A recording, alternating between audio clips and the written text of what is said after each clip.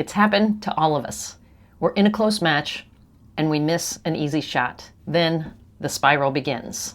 We get tight, we start to rush, the noise in our brain gets louder and louder, and before you know it, one bad point has become 4. Clutch players don't avoid mistakes, they just know how to reboot instantly. It's not confidence or willpower or some rare level of mental toughness. It's having a brief routine between every point. It takes less than 5 seconds and involves 3 steps. Release, choose one rule, and aim. Often when people try to refocus after a bad point, it doesn't work. Because if you don't implement these steps correctly, it can backfire and actually make you feel tighter. So in this video, I'm going to give you the exact reboot. The 3 steps of what to do and why it works, 3 mistakes people make when they try to do it, and 3 scenarios where it can be a game changer. Let's get to it. When we make a mistake, our body has an involuntary threat-defense response. Our brain perceives this as a threat to our goals, and if it happens in a pressure situation, it's also a threat to our social status because we may be judged negatively or seen as incompetent. It also triggers our sympathetic nervous system's fight or flight response, increasing our heart rate, our respiratory rate, and making our muscles more tense. It also hijacks our attention to be more vigilant against more errors. And this all throws off our fine motor control, so we do end up making more errors. The entire response happens within milliseconds without our conscious control. We don't spiral because we're mentally weak. We spiral because our physiology has taken over. So the reboot begins with release. And the very first step is a long exhale. It's okay if you need to take a quick breath in so that you have air, but you want to accentuate a long, slow exhale. Let your shoulders drop, relax the muscles of your face, especially around your eyes. Let your hands and wrists relax. The reason this helps is because our heart rate is coupled with our respiratory cycle.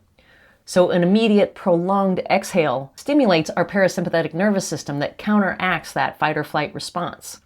It slows our heart rate down and helps reduce muscle tension. We're shifting our physiology back to where we need it in order to perform our best. If you're so spun up that a normal exhale doesn't cut it, you can try what's called a physiological sigh. This is 2 quick inhales through your nose and then a long, slow exhale through your mouth. There's solid evidence showing that a daily practice of this cyclic physiologic sighing can actually improve mood and reduce physical activation on par with other breathing techniques and even mindfulness meditation. I'm not claiming a single sigh is going to be magic, but it's something that you can try if you're especially tight.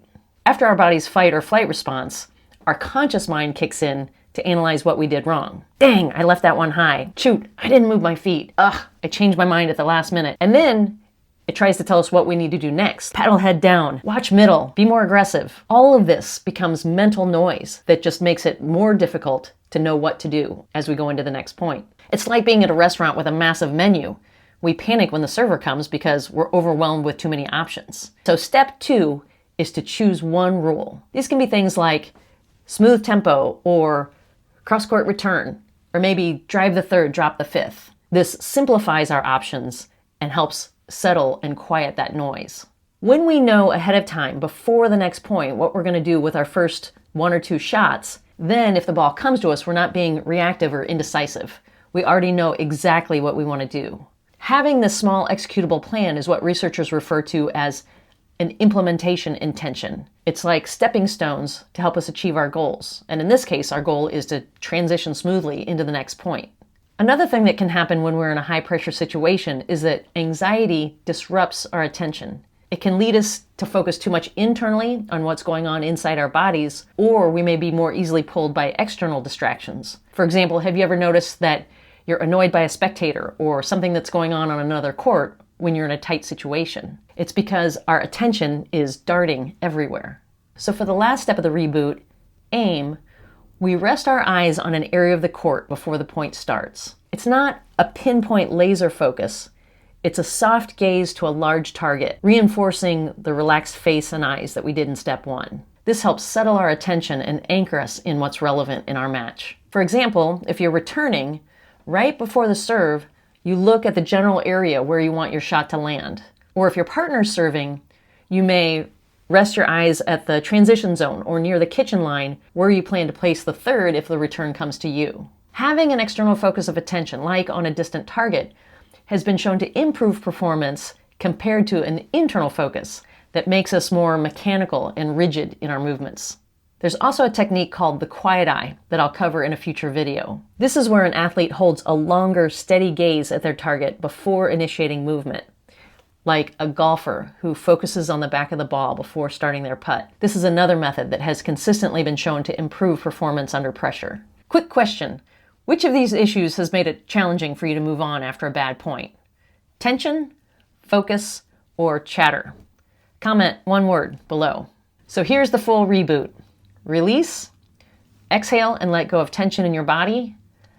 Choose, decide one rule to silence the chatter in your mind. And aim. Rest your eyes on a large target to anchor your attention. That's it.